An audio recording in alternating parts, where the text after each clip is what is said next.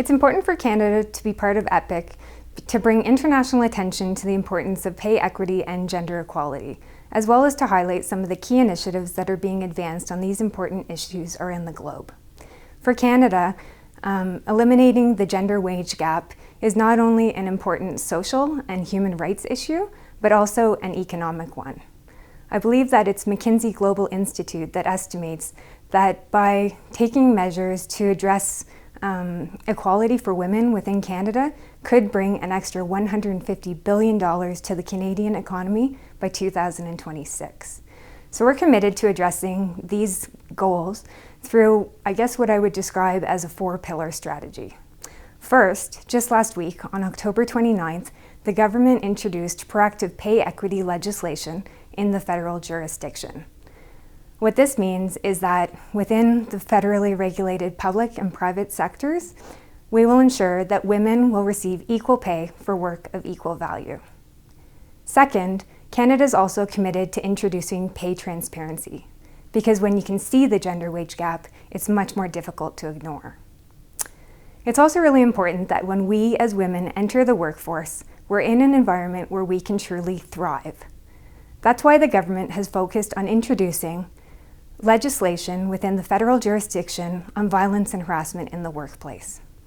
This legislation will ensure that Canada looks and addresses the full spectrum of violence and harassment.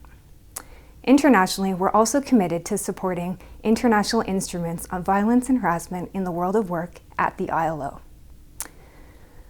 Lastly, the government sees that this gender equality is a comprehensive and complex issue that requires a multi-stage different approaches.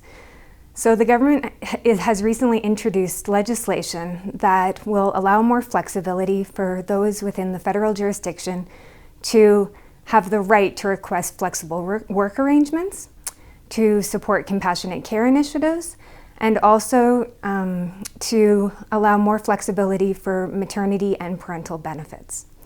So these are some of the ideas and approaches that we're taking to address these issues, and they're ones that we look forward to sharing with our international partners through EPIC. We also very much look forward to hearing the best practices of others and developing new partnerships through this great initiative.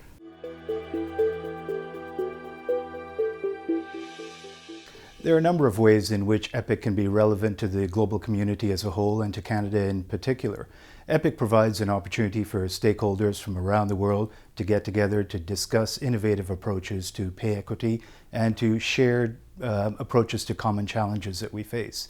Let me give you an example. On October 29th of this year, the federal government in Canada introduced proactive pay equity legislation, which was intended to replace our current complaint-based system.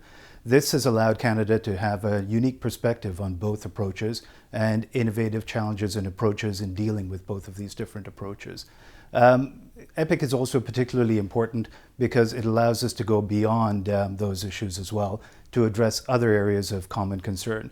Canada is seeking to ensure that we reduce barriers to discrimination within the workplace, to ensure that we empower women and girls in the workplace as well.